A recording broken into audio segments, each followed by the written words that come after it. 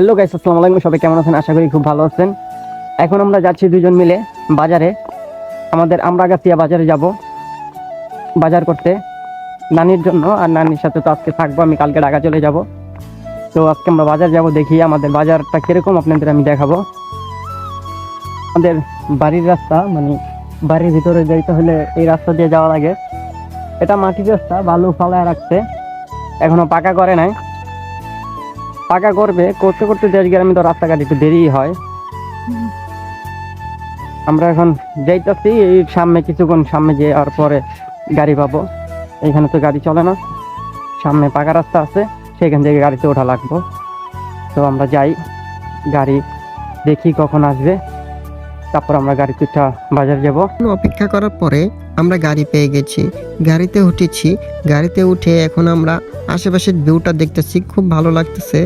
So আমরা এখন বাজারের উদ্দেশ্যে রওনা দিয়েছি। আমরা বাজারে গিয়ে কি কি কিনবো সবগুলো দেখানোর চেষ্টা করব। এটা হলো আমরাগাছিয়া ইউনিয়ন পরিষদ, এটা হলো বাজার।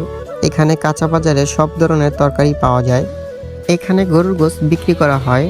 পিছনে আছে মাছের বাজার, একসাথে দুটোটা বাজার বসে। আলাদাভাবে কোনো কষের দোকান নাই, কিন্তু মাছের বাজারের পাশেই সব কিছু নিয়ে বসা হয়।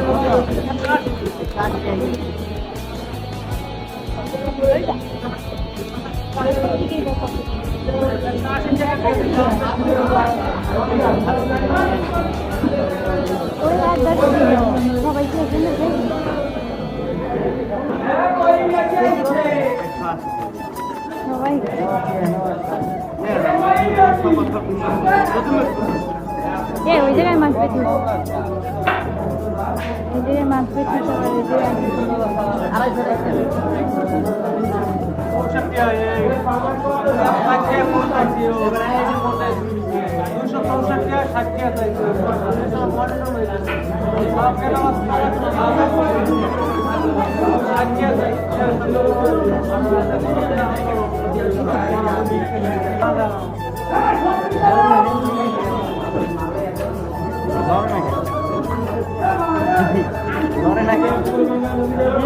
অন্য কোনো মাছ খাই না, তার জন্য আমি পাঙ্গাস মাছ নিলাম।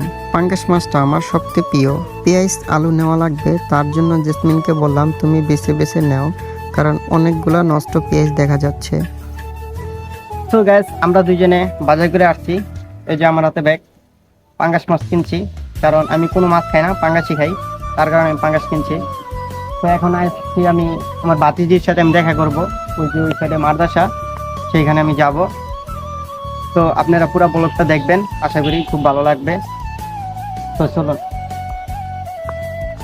বাতিজির সাথে অনেকদিন পরে দেখা করব, মনের ভিতরে একটা অন্যরকম একটা অনুভব হইতেছে আমার। এটা হলো ঈদগার মাঠ, আর পাশে মসজিদ, ওই পাশে মাদ্রাসা। আমি বাতিজির জন্য অপেক্ষা করছি। এই মসজিদের উজুখানাই হলো এই পুষ্কুনিটা। এই পুষ্কুনিতে সবাই উজু করে, আবার অনেক লোক এই পুষ্কুনি থেকে পানি নেয় খাবারের জন্য। এই পুষ্কুনিটা অনেকটাই বড়, আর খুব শুদ্ধ পানি পাওয়া যায় এখানে। আশেপাশে যারা থাকে তারা এখান থেকেই পানি নেয়। অনেকক্ষণ অপেক্ষা করার পরে আমার বাতিজি চলে আসলো। বাতিজির সাথে দেখা করলাম, খুব ভালো লাগলো, অনেকদিন পরে ওরা দেখছি। আজকে আমার কাছে অনেকটা খুশি লাগতেছে।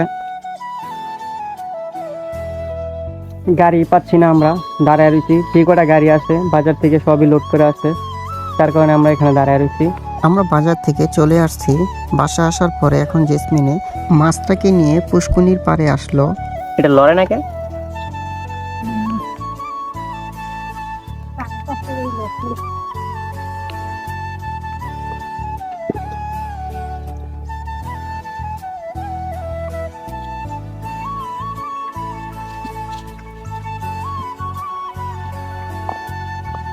এই পাতাটারে কি পাতা কয়? বহই পাতা নাকি? এটা ঘষলে এটা শরীরের কাঁচটা উঠবো নাকি?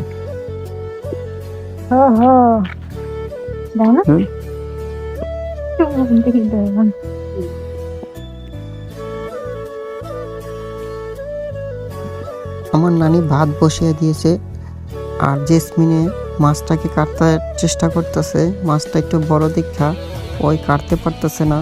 ও বসে ভাবতেছে কিভাবে কাটা যায়। আমি বসে বসে দেখতেছি কিভাবে ওই কাটে, দেখবো আমি বসে।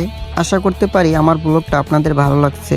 তো আমার ব্লগটা যদি ভালো লেগে থাকে তাহলে আমাদের চ্যানেলটিকে সাবস্ক্রাইব করে রাখবেন, পরবর্তী ভিডিওটি পাওয়ার জন্য নোটিফিকেশনটি চালু করে রাখবেন। তো ভালো থাকবেন, আল্লাহ হাফেজ।